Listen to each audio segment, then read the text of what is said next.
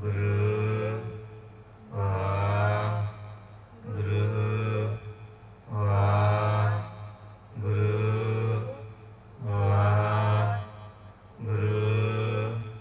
ਵਾਹਿਗੁਰੂ ਵਾਹਿਗੁਰੂ ਵਾਹਿਗੁਰੂ ਪੂਰੇ ਪ੍ਰੇਮ ਦੇ ਨਾਲ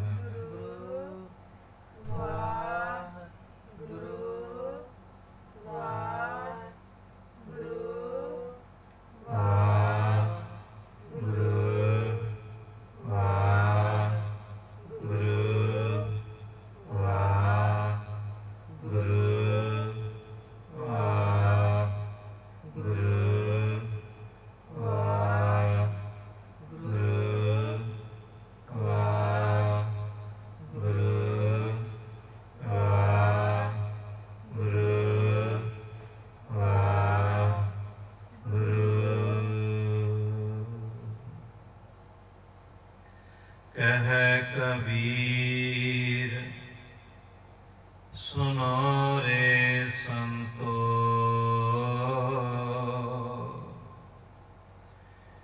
ਖੇਤ ਹੀ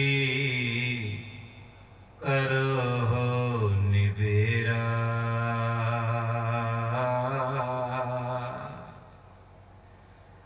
ਅਬ ਕੀ ਬਾਰ बख्श बंदे को बहोर न पाओ जल फेरा हम भिखक भिखारी तेरे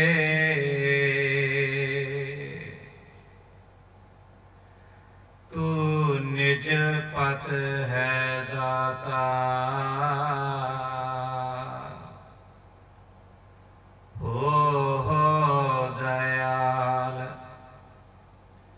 नाम देओ मंगत जन को सदा रहो रंग दाता ओहो दयाल नाम देहो मंगत जन को सदा रहो रंग राता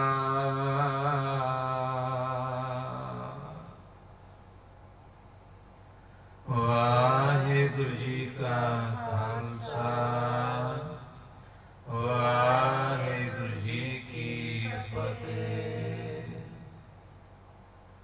गुरमुख प्यारे हो, आप जी वड्डे भागां वाले हो जो ब्रह्म दी बाणी दी विचार सुनन दे लई इकट्ठे होए हो। प्यारिओ,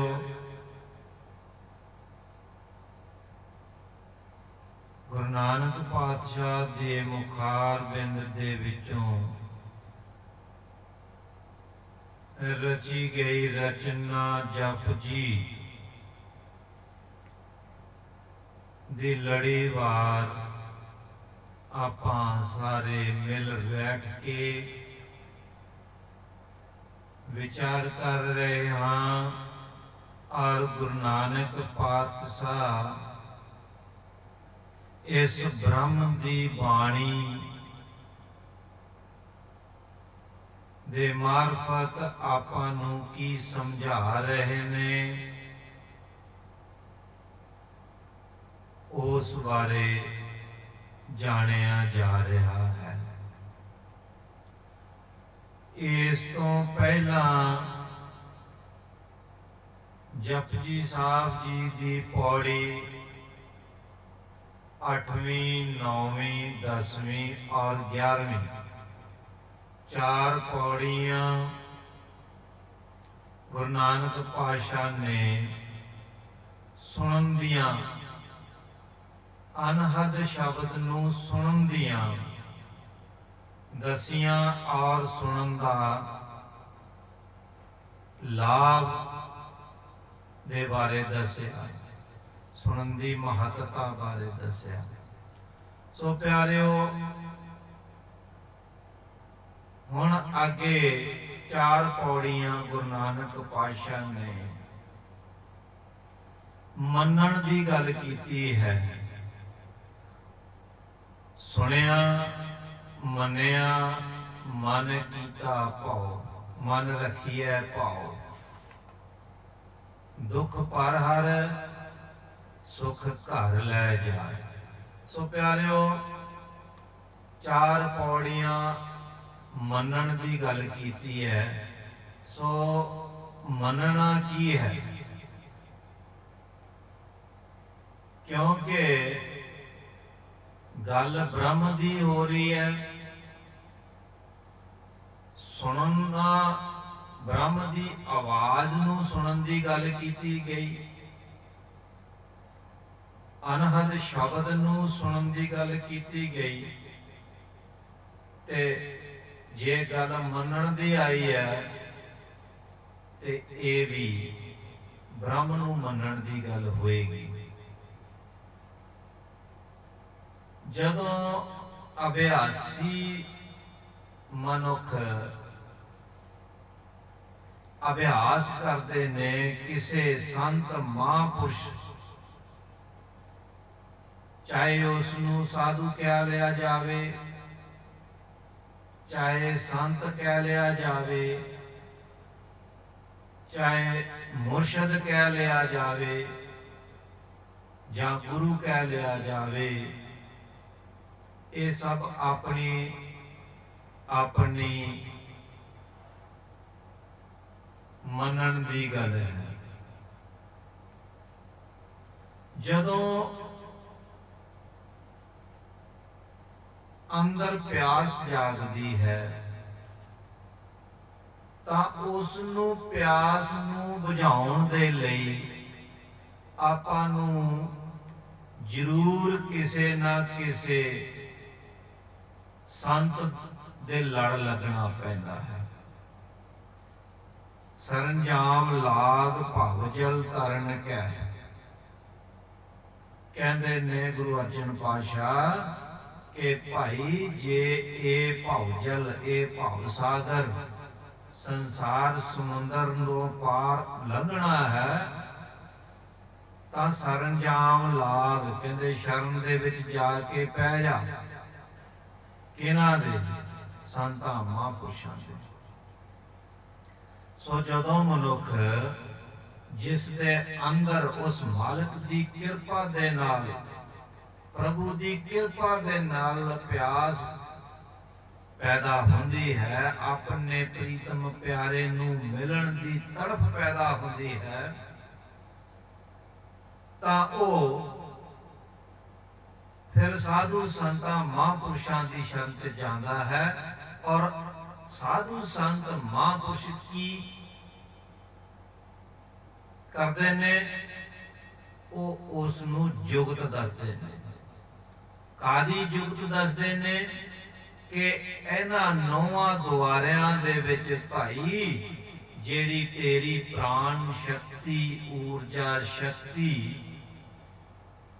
बेअर्थ माया दे विच खपत हो रही है, इस प्राण शक्ति नूं, इस ऊर्जा शक्ति नूं गुरमंत्र दे अभ्यास दे नाल उपर चक, सुरत नूं दसम द्वार ते टिका,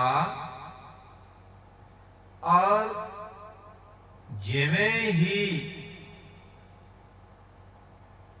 इस शरीर दे विचों, इन्हां इंद्रियां दे विचों ये प्राण शक्ति उपर दसम द्वार ते जिथे तू सुरत टिकाई हुई है उथे इकट्ठी होएगी, तां सुन पैदा होएगी। उस सुन दे विच सुनन दी गल कीती। पिछलियां 4 पौड़ियां अनहद शब्द नूं उस सुन दे विच सुनन दी गल कीती है। तो प्यारिओ, जदों अभ्यासी पुरख अभ्यास करदा करदा उस शब्द नूं सुनना शुरू करता है जां शब्द प्रगट हो जाता है, अनहद शब्द नूं सुनना शुरू कर दिंदा है, तां उस दी सुरत 24 घंटे फिर उस अमृतमयी आवाज कह लो, शब्द कह लो, नाद कह लो, ब्रह्म दी आवाज कह लो, उस दे नाल जुड़ी रहिंदी है। हुण प्यारिओ अगलियां 4 पौड़ियां कहंदे ने मनण दी गल है। जेड़ा मन गया, जेड़ा मनना भाव अनहद शब्द नूं नाम नूं कमाउणा। हुण अनहद शब्द दे नाल इस तरीके नाल एकमिक होना कि तां जो अगलियां जिहड़ियां मनण दा लाभ आ, गुरु नानक पातशाह अगलियां 4 पौड़ियां दे विच दस रहे ने, ये प्राप्त हो सके। इस नूं कहंदे ने दसम द्वार खुलना। मनण दा लाभ की है? दसम द्वार खुल जाना। 12वीं पौड़ी मनण दी, 12वीं पौड़ी दी गल कर रहे ने, मनै की गत कही ना जाए। मनै मनै की गत कही ना जाए, जे को कहे पिछे पछताए। कागद कलम ना लिखन हार, मन्ने का बह करन विचार। ऐसा नाम निरंजन होए, जे को मन जाने मन कोय। आओ समझण दी कोशिश करिए। गुरु पातशाह आप कृपा करन, हाजिर हो के अपनी ब्रह्ममयी बाणी दी विचार आप इस दास तो करवा लैन। कह रहे ने मन्ने की गत। मन्ने हुण इस पौड़ी दे विच उस मनुख की गल की जा रही है जिसने मन लिया, जिसने अनहद शब्द नूं ब्रह्म दी आवाज मन लिया, जिसने अनहद शब्द सुन के उस नूं रब दी पुकार, रब दी आवाज मन लिया। कहंदे ऐसे मनुख दी गत, कहंदे मन्ने की गत कही ना जाए। कहंदे भाव जिस मनुख ने उस अनहद शब्द नूं जो गुरमंत्र दा अभ्यास करदे करदे उस नूं दसम द्वार ते सुनाई दिता, जो आवाज उस नूं दसम द्वार ते सुनाई दिती, उस आवाज नूं जिस मनुख ने ब्रह्म दी आवाज, रब दी पुकार मन के उस दी कमाई करनी शुरू कर दी। कहंदे उस दी आत्मिक अवस्था, मन्ने की गत, गत तो भाव उस दी आत्मिक अवस्था कितनी उच्ची है, कही नहीं जा सकती, बयान नहीं की जा सकती। मन्ने की गत कही ना जाए, जिस अभ्यासी मनुख ने उस अनहद शब्द नूं प्रेम दे विच उस मालिक दी आवाज समझ के उस दी मालिक दी आवाज दा अभ्यास करते करते सुरत नूं नाल जोड़ के उस दा अभ्यास करते करते अपनी आत्मिक अवस्था कितनी ऊंची बना ली है, कोई क्या कोई दूसरा मनुख उसनू बयान नहीं कर सकता। आगे कह रहे जे को कहे पिछे पछताए, ਜੇ ਕੋਈ ਭਾਈ ਮੇਰੇ ਵਰਗਾ ਬੰਦਾ ਉਸ ਸੰਤ ਦੀ, ਉਸ ਸਾਧੂ ਦੀ, ਉਸ ਅਭਿਆਸੀ ਦੀ ਆਤਮਿਕ ਅਵਸਥਾ ਨੂੰ ਬਿਆਨ ਕਰਦਾ ਹੈ ਨਾ, ਤਾਂ ਫਿਰ ਉਹਨੂੰ ਬਾਅਦ ਵਿੱਚ ਪਛਤਾਣਾ ਪਏਗਾ। ਕਿਉਂ ਪਛਤਾਣਾ ਪਏਗਾ? ਕਿਉਂਕਿ ਜੋ ਉਹ ਦੱਸ ਰਿਹਾ ਹੋਏਗਾ ਉਹ ਕੰਪਲੀਟ ਨਹੀਂ ਹੋਏਗਾ, ਉਹ ਅਧੂਰਾ ਹੋਏਗਾ।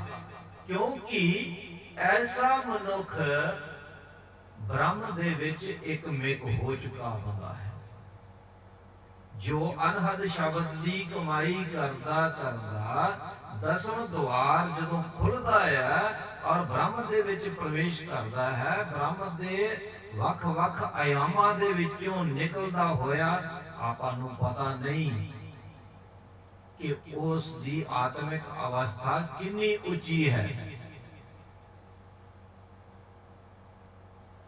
ਸੋ ਗੁਰੂ ਨਾਨਕ ਪਾਤਸ਼ਾਹ ਸਾਨੂੰ ਸਮਝਾ ਰਹੇ ਨੇ ਕਿ ਜਿਸ ਨੇ ਵੀ ਉਸ ਨੂੰ ਮੰਨਿਆ ਹੈ ਭਾਵ ਅਨਹਦ ਸ਼ਬਦ ਦੇ ਨਾਲ ਪ੍ਰੀਤ ਪਾ ਕੇ ਉਸ ਨੂੰ ਅਭਿਆਸ ਦੇ ਵਿੱਚ ਲੈ ਕੇ ਆਇਆ ਹੈ, ਸੁਰਤ ਨੂੰ ਹਰ ਵਕਤ ਉਸ ਅਨਹਦ ਸ਼ਬਦ ਦੇ ਨਾਲ ਜੋੜ ਕੇ ਅਭਿਆਸ ਕਰ ਰਿਹਾ ਹੈ, ਸਮਾਧੀ ਦੇ ਵਿੱਚ ਜਾ ਰਿਹਾ ਹੈ, ਬ੍ਰਹਮ ਦੇ ਵਿੱਚ ਪ੍ਰਵੇਸ਼ ਕੀਤਾ ਹੋਇਆ ਹੈ, ਉਹਦੀ ਆਤਮਿਕ ਅਵਸਥਾ ਬਾਰੇ ਆਪਾਂ ਦੱਸ ਨਹੀਂ ਸਕਦੇ। ਅੱਗੇ ਕਹਿ ਰਹੇ ਨੇ, ਕਾਗਦ ਕਲਮ ਨਾ ਲਿਖਣ ਹਾਰ, ਮੰਨੇ ਕਾ ਬਹਿ ਕਰਨ ਵਿਚਾਰ। ਕਹਿੰਦੇ ਐਸੇ ਮਨੁੱਖ ਦੀ, ਐਸੇ ਸੰਤ ਦੀ ਆਤਮਿਕ ਅਵਸਥਾ ਨਾ ਤੇ ਕਾਗਜ਼ਾਂ ਦੇ ਵਿੱਚ ਲਿਖੀ ਜਾ ਸਕਦੀ ਹੈ ਤੇ ਨਾ ਹੀ ਕੋਈ ਲਿਖ ਸਕਦਾ ਹੈ। ਕਾਗਦ ਕਲਮ ਨਾ ਲਿਖਣ ਹਾਰ, ਨਾ ਕੋਈ ਕਲਮ ਐਸੀ ਬਣੀ ਹੈ ਔਰ ਨਾ ਹੀ ਕਾਗਜ਼ ਨੇ। ਕਹਿੰਦੇ ਇਸ ਸ੍ਰਿਸ਼ਟੀ ਦੇ ਵਿੱਚ ਜਿੰਨੇ ਵੀ ਦਰਖਤ ਨੇ, ਜੇਕਰ ਸਾਰੇ ਦਰਖਤਾਂ ਦਾ ਕਾਗਜ਼ ਬਣਾ ਲਈਏ ਔਰ ਜਿੰਨਾ ਸਮੁੰਦਰ ਦੇ ਵਿੱਚ ਪਾਣੀ ਹੈ, ਜੇ ਉਸ ਸਾਰੇ ਸਮੁੰਦਰ ਦੀ ਸ਼ਿਆਈ ਬਣਾ ਲਈਏ ਤੇ ਤਾਂ ਵੀ ਬ੍ਰਹਮ ਨੂੰ ਲਿਖਿਆ ਨਹੀਂ ਜਾ ਸਕਦਾ, ਕਿਉਂਕਿ ਉਹ ਕਥਿਆ ਨਹੀਂ ਜਾ ਸਕਦਾ। ਜਿਨ ਚਾਖਿਆ ਸੇਈ ਸਾਧ ਜਾਣਨ, ਜਿਨ ਚਾਖਿਆ ਸੇਈ ਸਾਧ ਜਾਣਨ, ਜਿਉ ਗੁੰਗੇ ਮਠਿਆਈ। ਅਕਥਾ ਕਾ ਕਿਆ ਕਥੀਐ ਭਾਈ,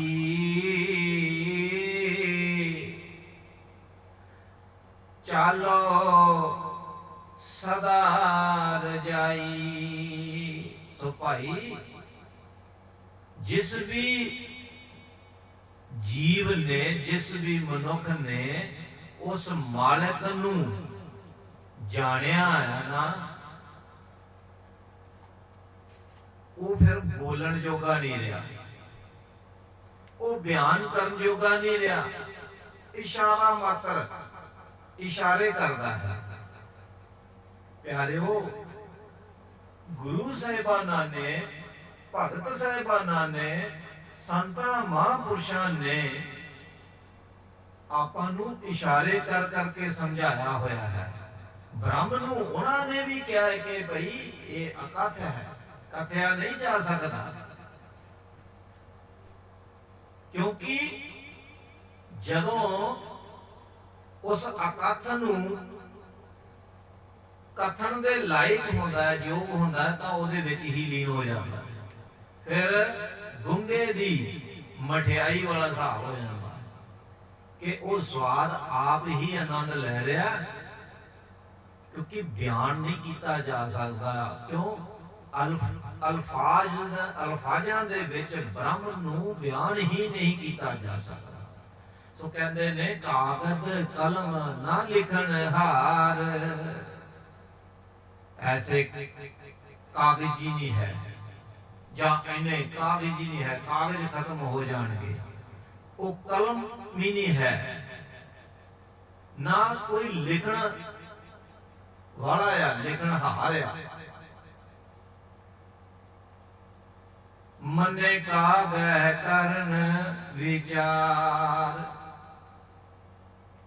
ਐਸਾ ਨਾਮ ਨਿਰੰਜਨ ਹੋਏ। ਜੇ ਕੋ ਮਨ ਜਾਣੈ ਮਨ ਕੋਇ, ਕਹਿੰਦੇ ਕਿ ਉਸ ਪਰਮਾਤਮਾ ਦਾ ਨਾਮ ਐਸਾ ਹੈ। कैसा है? निरंजन। निरंजन, अंजन कहते ने कालख नूं ते निरंजन कालख रहत। हुण ऐसी केड़ी चीज है, ਇਹਦਾ मतलब निरंजन किया गया परमात्मा नूं, कालख रहत किया गया परमात्मा नूं। सो इनू समझण दी लोड़ आ। कहंदे ऐसा नाम निरंजन होए, कहंदे जदों उस नाम दे नाल किसे अभ्यासी पुरख दी सुरत जोड़दी है तां ओ उस नूं निरंजन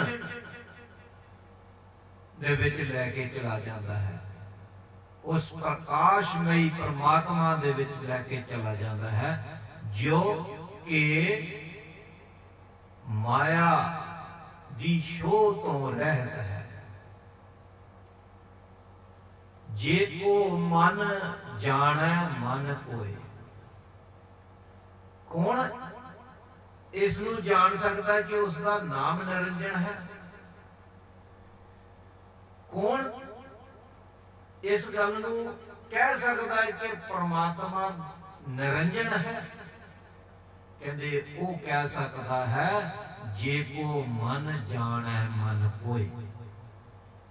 जे को मन जाने मन कोय, जे कहते कोई मन के उस मालक दी कमाई करदा है ते उस नूं जान जाता है, ते उस नूं पता लगता है कि वो परमात्मा निरंजन है।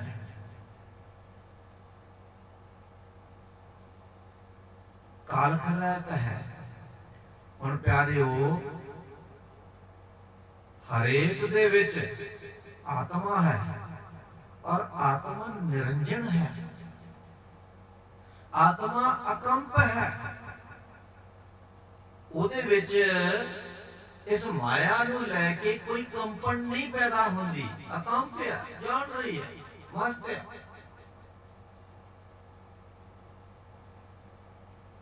चोर दे विच भी वो निरंजन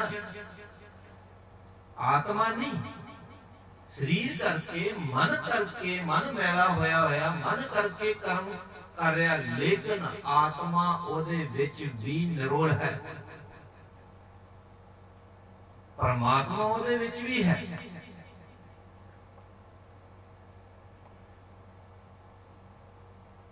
सो प्यारिओ,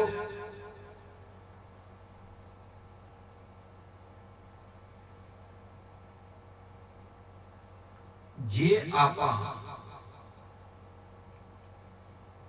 देखिए पुराना इतिहास देखिए तां ऐसे मनुखां नूं पहचानण दे विच असी लोकां ने बड़ियां गलतियां कीतियां ने, क्योंकि ਜਦੋਂ ਉਸ ਪ੍ਰਮਾਤਮਾ ਦੀ ਕਿਰਪਾ ਹੁੰਦੀ ਹੈ, ਮਾਲਕ ਦੀ ਕਿਰਪਾ ਹੁੰਦੀ ਹੈ, ਤਾਂ ਐਸੇ ਮਨੁੱਖ ਦੇ ਜੀਵਨ ਦੇ ਵਿੱਚ ਸੰਤ ਮਹਾਂਪੁਰਸ਼ ਜੁੜੇ ਹੋਏ ਲੋਕ ਆਉਂਦੇ ਨੇ, ਜਿਹੜੇ ਕਿ ਉਸ ਨੂੰ ਵੀ ਜੋੜ ਦਿੰਦੇ ਨੇ, ਔਰ ਮੰਨਣ ਦੇ ਨਾਲ ਉਹਦੀ ਆਤਮਿਕ ਅਵਸਥਾ ਇੰਨੀ ਉੱਚੀ ਹੋ ਜਾਂਦੀ ਹੈ ਕਿ ਉਹਦੇ ਪਰਿਵਾਰਕ ਮੈਂਬਰ ਵੀ ਉਸ ਨੂੰ ਪਹਿਚਾਨਣ ਦੇ ਵਿੱਚ ਗਲਤੀ ਕਰ ਦਿੰਦੇ ਨੇ। ਪਰਿਵਾਰਕ ਮੈਂਬਰਾਂ ਲਈ ਉਹ ਵਿਅਕਤੀ ਉਹੀ ਹੁੰਦਾ ਹੈ ਜਿਹੜਾ ਕਿ ਉਹਨਾਂ ਦੇ ਕੋਲ ਪਹਿਲਾਂ 8-10 ਸਾਲ ਪਹਿਲਾਂ ਸੀ, ਲੇਕਿਨ ਉਸ ਨੂੰ ਪਹਿਚਾਨ ਨਹੀਂ ਸਕਦੇ। ਇਹ ਗਲਤੀਆਂ ਗੁਰੂ ਨਾਨਕ ਪਾਤਸ਼ਾਹ ਦੇ ਨਾਲ ਵੀ ਇਹੀ ਕੰਮ ਹੋਇਆ। ਗੁਰੂ ਨਾਨਕ ਪਾਤਸ਼ਾਹ ਦੇ ਪਿਤਾ, ਮਾਤਾ ਪਿਤਾ ਨੂੰ ਨਹੀਂ ਪਤਾ ਚੱਲਿਆ ਕਿ ਗੁਰੂ ਨਾਨਕ ਪਾਤਸ਼ਾਹ ਦੀ ਆਤਮਿਕ ਅਵਸਥਾ ਕਿੰਨੀ ਉੱਚੀ ਹੈ। ਪ੍ਰਹਿਲਾਦ ਦੀ ਗੱਲ ਕਰ ਲਓ, ਉਹਦੇ ਪਿਓ ਨੂੰ ਨਹੀਂ ਪਤਾ ਚੱਲਿਆ ਕਿ ਪ੍ਰਹਿਲਾਦ ਜਿਹੜੀ ਆ ਉਹਦੀ ਆਤਮਿਕ ਅਵਸਥਾ ਕਿੰਨੀ ਉੱਚੀ ਹੈ। ਸੋ ਪਿਆਰਿਓ, ऐसा नाम निरंजन होए जे को मन जाने मन कोय, जिसने मन के उस नाम दी कमाई करके अपनी आत्मिक अवस्था उच्ची कर ली, वही दस सकता है कि परमात्मा निरंजन है, क्योंकि ਉਹਦੇ ਅਨੁਭਵ ਦੇ ਵਿੱਚ ਆ ਗਿਆ। ਸੋ ਅਗਲੀ ਪੌੜੀ ਦੇ ਵਿੱਚ ਗੁਰੂ ਨਾਨਕ ਪਾਤਸ਼ਾਹ ਕਹਿ ਰਹੇ ਨੇ, ਮਨੈ ਸੁਰਤ ਹੋਵੇ ਮਨ ਬੁੱਧ। ਹੁਣ ਪਹਿਲੀ ਪੌੜੀ ਉਸ ਮਨੁੱਖ ਦੀ ਗੱਲ ਕਰ ਰਹੇ ਸੀ ਜਿਸਨੇ ਮੰਨ ਕੇ ਆਪਣੇ ਆਪ ਦੀ ਆਤਮਿਕ ਅਵਸਥਾ ਉੱਚੀ ਕਰ ਲਈ। ਹੁਣ ਗੁਰੂ ਨਾਨਕ ਪਾਤਸ਼ਾਹ ਅਗਲੀਆਂ 3 ਪੌੜੀਆਂ ਦੇ ਵਿੱਚ ਕਹਿ ਰਹੇ ਨੇ ਕਿ ਮੰਨਣ ਦੇ ਨਾਲ ਕਿਵੇਂ ਕਿਵੇਂ ਕੀ ਹੋਊਗਾ, ਤੇਰੇ ਅੰਦਰ ਕਿਹੜੀ ਕਿਹੜੀ ਕ੍ਰਾਂਤੀ ਘਟੇਗੀ। ਕਹਿੰਦੇ ਨੇ, ਮੰਨੈ ਸੁਰਤ ਹੋਵੇ ਮਨ ਬੁੱਧ, ਮੰਨੈ ਸਗਲ ਭਵਨ ਕੀ ਸੁਧ, ਮੰਨੈ ਮੂੰਹ ਚੋਟਾ ਨ ਖਾਏ, ਮੰਨੈ ਜਮ ਕੈ ਸਾਥ ਨ ਜਾਏ, ਐਸਾ ਨਾਮ ਨਿਰੰਜਨ ਹੋਏ, ਜੇ ਕੋ ਮਨ ਜਾਣੈ ਮਨ ਕੋਇ। ਸੋ ਪਿਆਰਿਓ, ਕੀ ਕਹਿ ਰਹੇ ਨੇ? ਕਹਿੰਦੇ ਮੰਨੈ ਸੁਰਤ ਹੋਵੇ ਮਨ ਬੁੱਧ। ਕਹਿੰਦੇ ਜਦੋਂ ਉਸ ਮਾਲਕ ਦੇ ਨਾਮ ਨੂੰ ਮੰਨ ਲੈਣਾ ਤੋਂ ਭਾਵ ਪਿਆਰਿਓ ਸਮਝ ਲਓ ਕਿ ਉਹਦੀ ਕਮਾਈ ਕਰਨੀ। ਇਹ ਨਹੀਂ ਕਿ ਮੈਂ ਮੰਨ ਲਿਆ, ਨਹੀਂ। ਮੰਨਣ ਤੋਂ ਭਾਵ ਕਿ ਅਨਹਦ ਸ਼ਬਦ ਦੇ ਨਾਲ ਸੁਰਤ ਜੋੜ ਕੇ ਉਹਨੂੰ ਇੰਨਾ ਅਭਿਆਸ ਕਰਨਾ ਕਿ ਜਿੱਥੋਂ ਉਹ ਆਵਾਜ਼, ਜਿੱਥੋਂ ਉਹ ਸ਼ਬਦ ਪੈਦਾ ਹੋਇਆ ਹੈ, ਉੱਥੇ ਤੱਕ ਸੁਰਤ ਪਹੁੰਚ ਜਾਵੇ। ਬ੍ਰਹਮ ਦੇ ਵਿੱਚੋਂ, ਬ੍ਰਹਮ ਦੀ ਆਵਾਜ਼ ਬ੍ਰਹਮ ਦੇ ਵਿੱਚੋਂ ਆ ਰਹੀ ਹੈ ਤੇ ਸੁਰਤ ਬ੍ਰਹਮ ਦੇ ਵਿੱਚ ਪ੍ਰਵੇਸ਼ ਕਰਵਾ ਕੇ ਹੀ ਇਹ ਆਵਾਜ਼ ਸ਼ਾਂਤ ਹੋਏਗੀ। ਕਹਿੰਦੇ ਨੇ, ਚਰਨ ਸ਼ਰਨ ਗੁਰ ਏਕ ਪੈਂਡਾ ਜਾਏ ਚੱਲ, ਸਤਿਗੁਰ ਕੋਟ ਪੈਂਡਾ ਆਗੇ ਹੋਏ ਲੇਤ ਹੈ। ਸੋ ਪਿਆਰਿਓ, ਇਹ ਅਨਹਦ ਸ਼ਬਦ ਸਤਿਗੁਰੂ ਰੂਪ ਦੇ ਵਿੱਚ ਕਰੋੜਾਂ ਕਦਮ ਅੱਗੇ ਹੋ ਕੇ ਆਪਾਂ ਨੂੰ ਦਸਮ ਦੁਆਰ ਤੇ ਆ ਕੇ ਸਾਡੀ ਸੁਰਤ ਨੂੰ ਲੈ ਕੇ ਜਾਂਦਾ ਹੈ। ਜਦੋਂ ਬ੍ਰਹਮ ਦੇ ਵੱਖ-ਵੱਖ ਆਯਾਮਾਂ ਦੇ ਵਿੱਚੋਂ ਨਿਕਲਦੇ ਹੋਏ ਬ੍ਰਹਮ ਲੀਨ ਹੋ ਕੇ ਮਨੁੱਖ ਬ੍ਰਹਮ ਲੀਨ ਹੁੰਦਾ ਹੈ, ਬ੍ਰਹਮ ਲੀਨ ਤੋਂ ਵੀ ਅੱਗੇ ਸੱਚਖੰਡ ਦੇ ਵਿੱਚ ਪਹੁੰਚਦਾ ਹੈ, ਤਾਂ ਪਿਆਰਿਓ ਪਤਾ ਚੱਲਦਾ ਹੈ ਕਿ ਇਸ ਮਾਲਕ ਦੀ ਕਿੰਨੀ ਜ਼ਬਰਦਸਤ ਕਿਰਪਾ ਹੋਈ ਮੇਰੇ ਤੇ ਕਿ ਕਰੋੜਾਂ ਕਦਮ ਅੱਗੇ ਹੋ ਕੇ ਮੈਨੂੰ ਲੈ ਕੇ ਆਇਆ। ਕਹਿੰਦੇ ਮੰਨੈ ਸੁਰਤ ਹੋਵੇ ਮਨ ਬੁੱਧ। ਜਦੋਂ ਐਸਾ ਅਭਿਆਸੀ ਪੁਰਖ ਅਨਹਦ ਸ਼ਬਦ ਦੀ ਕਮਾਈ ਕਰਦਾ ਹੈ, ਉਸ ਨੂੰ ਮੰਨ ਲੈਂਦਾ ਹੈ, ਤਾਂ ਉਹਦੀ ਸੁਰਤ ਜਿਹੜੀ ਹੈ, ਉਹਦੀ ਅਵਸਥਾ ਹੈ, ਬਹੁਤ ਉੱਚੀ ਹੋ ਜਾਂਦੀ ਹੈ। ਔਰ ਜਿਵੇਂ ਜਿਵੇਂ ਸੁਰਤ ਉੱਚੀ ਹੁੰਦੀ ਹੈ, ਉਵੇਂ ਉਵੇਂ ਉਹਦੀ ਬੁੱਧ ਵੀ ਉੱਚੀ ਹੁੰਦੀ ਹੈ, ਉਹਦੀ ਸੋਝੀ ਵੀ ਉੱਚੀ ਹੁੰਦੀ ਹੈ। ਉਹ ਕਿੰਨੀ ਉੱਚੀ ਹੋ ਜਾਂਦੀ ਹੈ? ਕਹਿੰਦੇ ਸਗਲ ਭਵਨ ਕੀ ਸੁਧ ਮੰਨੈ, ਸਗਲ ਭਵਨ ਕੀ ਸੁਧ। ਕਹਿੰਦੇ ਸਾਰੀਆਂ ਸ੍ਰਿਸ਼ਟੀ, ਜਿਹੜੀ ਜੋ ਵੀ ਸ੍ਰਿਸ਼ਟੀ ਹੈ, ਇਸ ਪੂਰੀ ਸ੍ਰਿਸ਼ਟੀ ਦੀ, ਪੂਰੇ ਭਵਨਾਂ ਦੀ ਤ੍ਰੈ ਕਾਲ ਦਰਸ਼ੀ ਹੋ ਜਾਂਦਾ ਉਹ ਮਨੁੱਖ, ਉਹਨੂੰ ਸਭ ਪਤਾ ਚੱਲ ਜਾਂਦਾ ਹੈ। ਕਿਉਂਕਿ ਗੁਰੂ ਨਾਨਕ ਪਾਤਸ਼ਾਹ ਨੇ ਕਿਹਾ, ਉਦੋਂ ਇਹ ਗੱਲ ਕਹੀ ਹੈ ਜਦੋਂ ਸਾਇੰਸ ਤਰੱਕੀ ਨਹੀਂ ਸੀ ਅਜੇ ਨਹੀਂ ਕੀਤੀ, ਜਦੋਂ ਦੂਰਬੀਨ ਵੀ ਨਹੀਂ ਸੀ, ਤਾਂ ਉਦੋਂ ਗੁਰੂ ਨਾਨਕ ਪਾਤਸ਼ਾਹ ਕਹਿ ਰਹੇ ਨੇ, ਧਰਤੀ ਹੋਰ ਪਰੈ ਹੋਰ ਹੋਰ, ਤਿਸਤੇ ਭਾਰ ਤਲੈ ਕਵਣ ਜੋਰ। ਹਨਾ? ਸੋ ਪਤਾਲਾ ਪਤਾਲ ਲਖ ਆਗਾਸਾ ਆਗਾਸ। ਕਿਵੇਂ ਕਹਿ ਰਹੇ ਨੇ? ਆਹ ਗੱਲ ਕਹਿ ਰਹੇ ਨੇ, ਕਹਿੰਦੇ ਜੀ ਮੰਨੈ ਸਗਲ ਭਵਨ ਕੀ ਸੁਧ। ਮੰਨਣ ਦੇ ਨਾਲ ਸਾਰੇ ਹੀ ਸ੍ਰਿਸ਼ਟੀ ਦੀ ਤ੍ਰੈ ਕਾਲ, ਤਿੰਨਾਂ ਲੋਕਾਂ ਦੀ, ਤਿੰਨਾਂ ਭਵਨਾਂ ਦੀ ਸੋਝੀ ਆ ਜਾਂਦੀ। ਮੰਨੈ ਮੋਹ ਚੋਟਾ ਨਾ ਖਾਏ। ਹੁਣ ਦੇਖੋ ਪਿਆਰਿਓ, ਬੜੀ ਜ਼ਬਰਦਸਤ, ਬੜੀ ਡੂੰਗੀ ਗੱਲ ਗੁਰੂ ਨਾਨਕ ਪਾਤਸ਼ਾਹ ਨੇ ਤੇ ਕਹੀ ਹੈ। ਜਿਹੜੇ ਅਭਿਆਸੀ ਸੱਜਣ ਨੇ ਉਹਨਾਂ ਨੂੰ ਪਤਾ ਹੋਊਗਾ। ਕਹਿੰਦੇ ਮੰਨੈ ਮੂੰਹੋਂ ਚੋਟਾ ਨਾ ਖਾਏ। ਕਹਿੰਦੇ ਜਿਹੜਾ ਮਨੁੱਖ ਅਨਹਦ ਸ਼ਬਦ ਦੇ ਨਾਲ ਸੁਰਤ ਨੂੰ ਜੋੜ ਕੇ ਸਾਧਨਾ ਕਰਦਾ ਹੈ, ਕਹਿੰਦੇ ਮੂੰਹ ਚੋਟਾ ਨਾ ਖਾਏ। ਕਹਿੰਦੇ ਉਹ ਵਕਾਰਾਂ ਤੋਂ ਬਚ ਜਾਂਦਾ ਹੈ, ਔਰ ਉਹਦੀ ਭਗਤੀ ਦੇ ਵਿੱਚ, ਉਹਦੇ ਮਾਰਗ ਦੇ ਵਿੱਚ, ਬ੍ਰਹਮ ਦੇ ਮਾਰਗ ਦੇ ਵਿੱਚ, ਸੁਰਤ ਦੇ ਮਾਰਗ ਦੇ ਵਿੱਚ ਕੋਈ ਅੜਿੱਕਾ ਨਹੀਂ ਬਣਦਾ, ਕੋਈ ਅੜਚਨ ਨਹੀਂ ਪੈਂਦੀ। ਮੰਨਾ ਮੂੰਹ ਚੋਟਾ ਨਾ ਖਾਏ। ਅਗਲੀ ਤੁਕ ਜੇ ਕਹਿ ਰਹੇ ਨੇ, ਮੰਨੈ ਜਮ ਕੈ ਸਾਥ ਨਾ ਜਾਏ। ਹੁਣ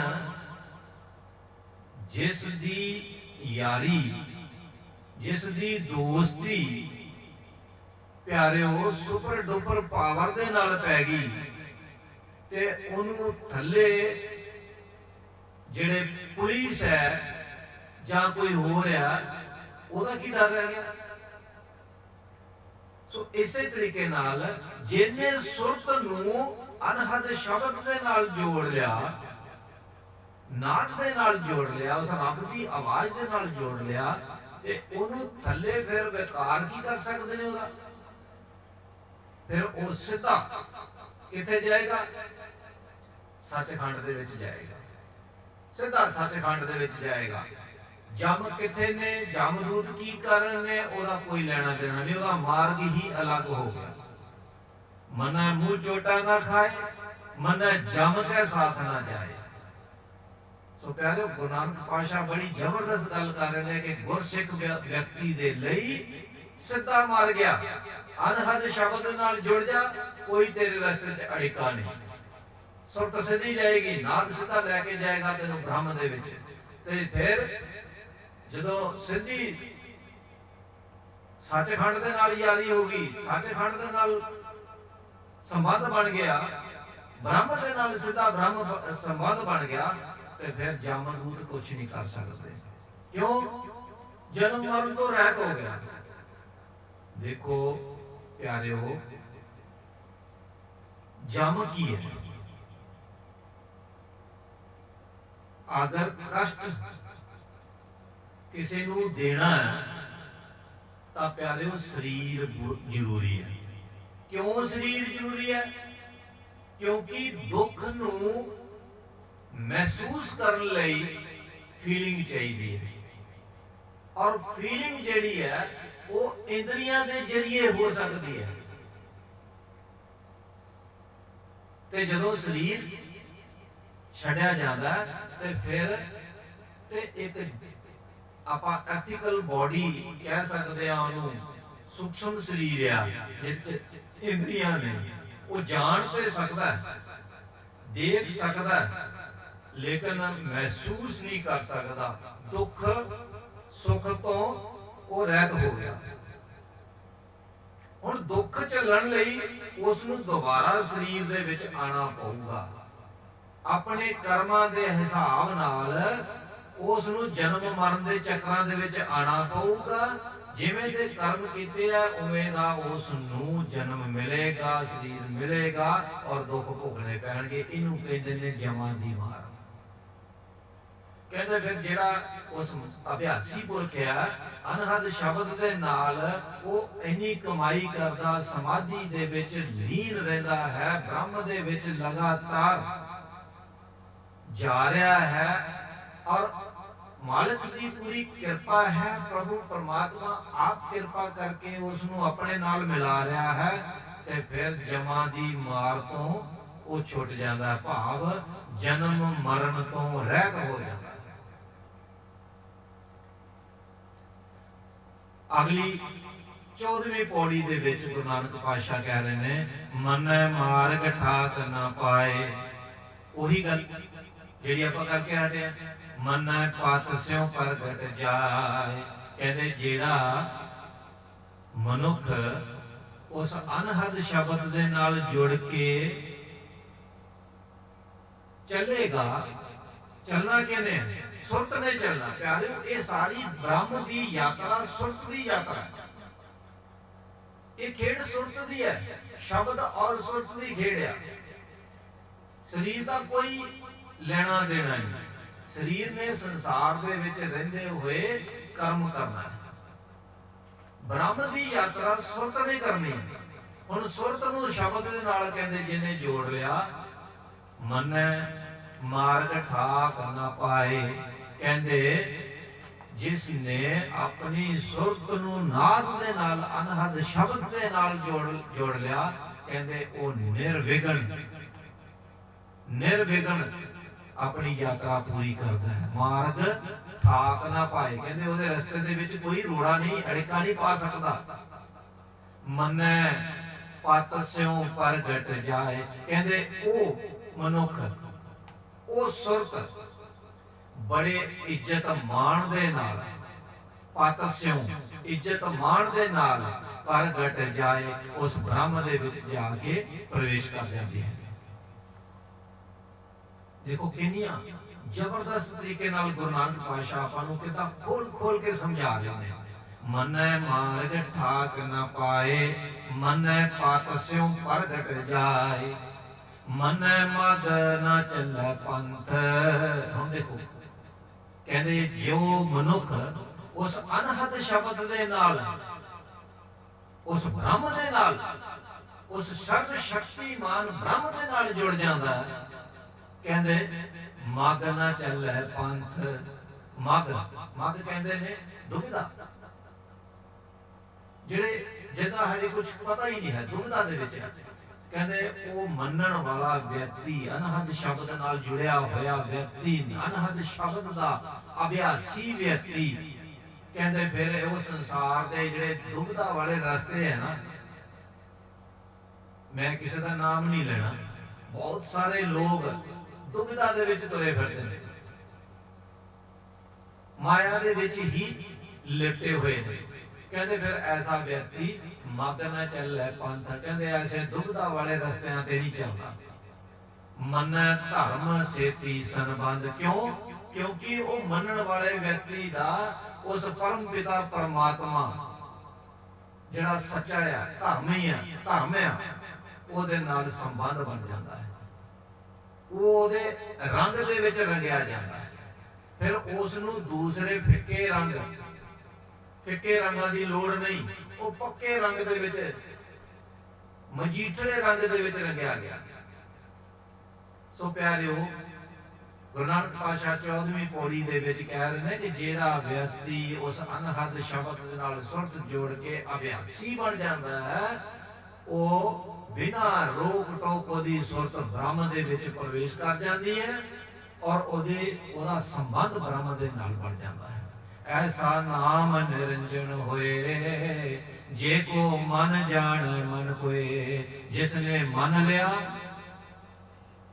ਜਿਸ ਨੇ ਉਸ ਨੂੰ ਕਮਾ ਲਿਆ, ਉਸ ਨੂੰ ਪਤਾ ਚੱਲ ਜਾਏਗਾ ਕਿ ਉਹ ਪਰਮਾਤਮਾ ਨਿਰੰਜਨ ਰੂਪ ਹੈ, ਨਿਰਅੰਜਨ ਹੈ, ਉਹਦਾ ਨਾਮ ਨਿਰੰਜਨ ਹੈ। ਅਗਲੇ 15ਵੀਂ ਪੌੜੀ ਦੇ ਵਿੱਚ ਗੁਰੂ ਨਾਨਕ ਪਾਤਸ਼ਾਹ ਕਹਿ ਰਹੇ ਨੇ, ਮੰਨੈ ਪਾਵੈ ਮੋਖ ਦੁਆਰ। ਵਾਹ ਵਾਹ। ਮੰਨੈ ਪਾਵੈ ਮੋਖ ਦੁਆਰ, ਮੰਨੈ ਪਰਵਾਰੈ ਸਾਧਾਰ। ਬੜੀ ਜ਼ਬਰਦਸਤ ਗੱਲ ਕਰ ਰਹੇ ਨੇ ਪਿਆਰਿਓ ਗੁਰੂ ਨਾਨਕ ਪਾਤਸ਼ਾਹ, ਸਮਝ ਲਿਓ, ਸਮਝ ਲਿਓ। ਮੰਨੈ ਪਾਵੈ ਮੋਖ ਦੁਆਰ, ਕਹਿੰਦੇ ਜਿਸ ਮਨੁੱਖ ਨੇ ਅਨਹਦ ਸ਼ਬਦ ਦੇ ਨਾਲ ਸਾਂਝ ਪਾਲੀ, ਸੁਰਤ ਨੂੰ ਜੋੜ ਲਿਆ ਔਰ ਉਹਦਾ ਅਭਿਆਸੀ ਬਣ ਗਿਆ, ਉਹਨੂੰ ਕੀ ਮਿਲੂਗਾ? ਕਹਿੰਦੇ ਮੋਖ ਦੁਆਰ। ਮੰਨੈ ਪਾਵੈ ਮੋਖ ਦੁਆਰ, ਕਹਿੰਦੇ ਉਹ ਮੁਕਤ ਹੋ ਗਿਆ, ਮੋਕਸ਼ ਪ੍ਰਾਪਤ ਹੋ ਗਿਆ। ਕੀ ਮੋਕਸ਼? ਜਨਮ ਮਰਨ ਤੋਂ ਰਹਿਤ ਹੋ ਗਿਆ, ਆਨੰਦ ਦੇ ਵਿੱਚ ਚਲਾ ਗਿਆ। ਮੰਨੈ ਪਰਵਾਰੈ ਸਾਧਾਰ। ਦੇਖੋ, ਆਪ ਤੇ ਮੋਕਸ਼ ਪ੍ਰਾਪਤ ਹੋ ਗਿਆ, ਆਪ ਤੇ ਪਹੁੰਚ ਗਿਆ। ਗੁਰੂ ਨਾਨਕ ਪਾਤਸ਼ਾਹ ਕਹਿੰਦੇ ਨੇ ਕੇਵਲ ਇੱਥੇ ਹੀ ਨਹੀਂ, ਮੰਨੈ ਪਰਵਾਰੈ ਸਾਧਾਰ। ਕਹਿੰਦੇ ਐਸਾ ਵਿਅਕਤੀ ਜਿਹੜਾ ਉਸ ਮਾਲਕ ਦੇ ਨਾਲ ਜੁੜ ਗਿਆ, ਉਸ ਅਨਹਦ ਸ਼ਬਦ ਨਾਲ ਜੁੜ ਕੇ ਕਮਾਈ ਕਰਨ ਲੱਗ ਪਿਆ, ਐਸਾ ਵਿਅਕਤੀ ਕਹਿੰਦੇ ਆਪ ਤੇ ਮੋਕਸ਼ ਪ੍ਰਾਪਤ ਕਰਦਾ ਹੀ ਹੈ। ਕਹਿੰਦੇ ਆਪਣੇ ਪਰਿਵਾਰ ਦਾ ਵੀ ਉਧਾਰ ਕਰ ਦਿੰਦਾ ਹੈ। ਪਰਿਵਾਰ ਹੈ ਸਾਧਾਰ, ਆਪਣੇ ਪਰਿਵਾਰ ਦਾ ਵੀ ਉਧਾਰ ਕਰ ਦਿੰਦਾ ਹੈ। ਕਿੰਨੀ ਜ਼ਬਰਦਸਤ ਖੇੜਿਆ। ਸੋ ਪਿਆਰਿਓ, ਆਪਾਂ ਨੂੰ ਚਾਹੀਦਾ ਹੈ ਕਿ ਜੇਕਰ ਕੋਈ ਆਪਣੇ ਪਰਿਵਾਰ ਦੇ ਵਿੱਚ ਕੋਈ ਐਸਾ ਜੀਵ ਹੈ ਜਿਹਦੇ ਅੰਦਰ ਤੜਫ ਪੈਦਾ ਹੋ ਗਈ, ਪਿਆਸ ਪੈਦਾ ਹੋ ਗਈ, ਆਪਣੇ ਪ੍ਰੀਤਮ ਪਿਆਰੇ ਨੂੰ ਮਿਲਣ ਦੀ ਪਿਆਸ ਪੈਦਾ ਹੋ ਗਈ, ਆਪਾਂ ਨੂੰ ਉਸ ਦੀ ਮਦਦ ਕਰਨੀ ਚਾਹੀਦੀ ਹੈ। ਕਿਉਂਕਿ ਅਗਰ ਉਹ ਕਮਾਈ ਕਰਦਾ ਕਰਦਾ ਉਸ ਬ੍ਰਹਮ ਦੇ ਵਿੱਚ ਲੀਨ ਹੋ ਜਾਂਦਾ ਹੈ ਤੇ ਉਹਦੇ ਵਿੱਚ ਪਿਆਰਿਓ ਆਪਣਾ ਵੀ ਉਧਾਰ ਹੋ ਜਾਏਗਾ। ਮੰਨੈ ਤਰਾ ਤਾਰੇ ਗੁਰਸਿੱਖ। ਅਗਲੀ ਗੱਲ ਸੁਣ ਲਓ, ਗੁਰੂ ਨਾਨਕ ਪਾਤਸ਼ਾਹ ਕਹਿੰਦੇ ਨੇ ਮੰਨੈ ਤਰਾ ਤਾਰੇ ਗੁਰਸਿੱਖ। ਹੁਣ ਪਿਆਰਿਓ, ਪਰਿਵਾਰ ਤੱਕ ਗੱਲ ਸੀਮਤ ਨਹੀਂ ਰਹਿ ਗਈ। ਗੁਰੂ ਨਾਨਕ ਪਾਤਸ਼ਾਹ ਕਹਿੰਦੇ ਨੇ ਕਿ ਉਸ ਪ੍ਰਮਾਤਮਾ ਦੇ ਨਾਲ ਜੁੜਨ ਵਾਲਾ ਵਿਅਕਤੀ ਆਪ ਤੇ ਤਰਦਾ ਹੀ ਤਰਦਾ, ਕਹਿੰਦੇ ਨਾਲ ਤਾਰੇ ਗੁਰਸਿੱਖ, ਆਪਣੇ ਗੁਰਮੁਖ ਭਰਾਵਾਂ ਨੂੰ ਵੀ, ਗੁਰਸਿੱਖਾਂ ਨੂੰ ਵੀ, ਉਹਨਾਂ ਨੂੰ ਵੀ ਤਾਰ ਲੈਂਦਾ, ਦੂਸਰੇ ਗੁਰਸਿੱਖਾਂ ਨੂੰ ਵੀ ਤਾਰ ਲੈਂਦਾ। ਸੋ ਪਿਆਰਿਓ, ਬੜੀ ਜ਼ਬਰਦਸਤ ਗੱਲ ਕਰ ਰਹੇ ਨੇ। ਕਬੀਰ ਸਾਹਿਬ ਕੀ ਕਹਿ ਰਹੇ ਨੇ? ਕਬੀਰ ਸਾਹਿਬ ਕਹਿੰਦੇ ਅਸਥਾਵਰ ਜੰਗਮ ਕੀਟ ਪਤੰਗਾ, ਅਨੇਕ ਜਨਮ ਕੀਏ ਬਹੁ ਰੰਗਾ। ऐसे घर हम बहुत बसाए, जब हम राम गर्भ होए आए। कबीर साहब देखो कह रहे हैं, कहते भाई बंदिया तू किस घर की गल कर रहा? वो कहते भी मैं तेनू समझाना, कहते भी मैं अस्थावर, अस्थावर होंदे ने कि ऐसा जीव जेड़ा कि एक जगह तो दूसरी जगह ते नहीं जा सकता। जिवें पत्थर है, दरख्त है, एक जगह तो दूसरी जगह तो मूवमेंट नहीं है। अस्थावर, एक जगह ते टिके रहने वाले। ਜੰਗਮ ਜੰਗਮ ਜਿਹੜੇ ਆ ਉਹ ਕਹਿੰਦੇ ਨੇ ਕਿ ਚਲਾਏਵਾਨ, ਇੱਕ ਜਗ੍ਹਾ ਤੋਂ ਦੂਜੀ ਜਗ੍ਹਾ ਤੇ ਜਿਹਨਾਂ ਨੂੰ ਲੱਤਾਂ ਲੱਗੀਆਂ ਹੋਈਆਂ ਨੇ। ਕੀਟ ਕੀੜੇ, ਧਰਤੀ ਤੇ ਰੇਂਗਣ ਵਾਲੇ। ਪਤੰਗਾ ਜਿਨ੍ਹਾਂ ਦੇ ਪੰਖ ਲੱਗੇ ਹੋਏ ਨੇ, ਉੱਡ ਰਹੇ ਨੇ। ਕਹਿੰਦੇ ਤੀ ਭਾਈ ਅਨੇਕ ਜਨਮ ਕੀਏ ਬਹੁ ਰੰਗਾ, ਮੈਂ ਬਹੁਤ ਜਨਮਾਂ ਦੇ ਵਿੱਚ ਅਲੱਗ ਅਲੱਗ ਕਾਇਆ ਦੇ ਵਿੱਚ ਅਲੱਗ ਅਲੱਗ ਰੰਗਾਂ ਦੇ ਵਿੱਚ ਬਤੀਤ ਕੀਤੇ ਨੇ।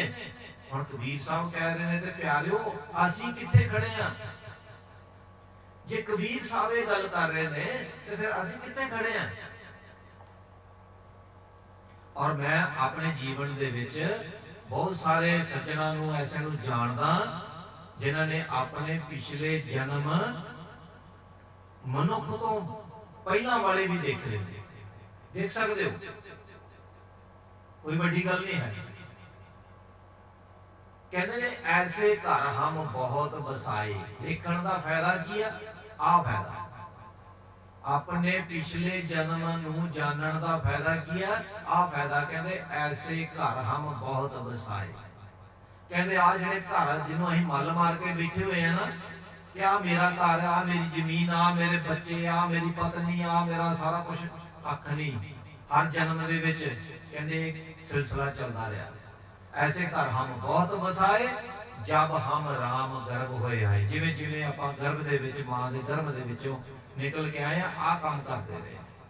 ਸੋ ਪਿਆਰਿਓ, ਜੇਕਰ ਕੋਈ ਐਸਾ ਜੀਵ ਆਪਣੇ ਪਰਿਵਾਰ ਦੇ ਵਿੱਚ ਹੈ ਜਿਹਦੇ ਅੰਦਰ ਉਸ ਮਾਲਕ ਨੂੰ ਮਿਲਣ ਦੀ ਤਰਫ ਪੈਦਾ ਹੋਈ ਹੈ, ਤੇ ਦੇਖਿਓ ਕਿਤੇ ਉਹਦੇ ਰਸਤੇ ਦੇ ਵਿੱਚ ਅੜਚਣ ਨਾ ਬਣ ਜਾਇਓ, ਨਹੀਂ ਤੇ ਇਸੇ ਚੱਕਰਾਂ ਦੇ ਵਿੱਚ ਤੁਰੇ ਫਿਰੋਗੇ।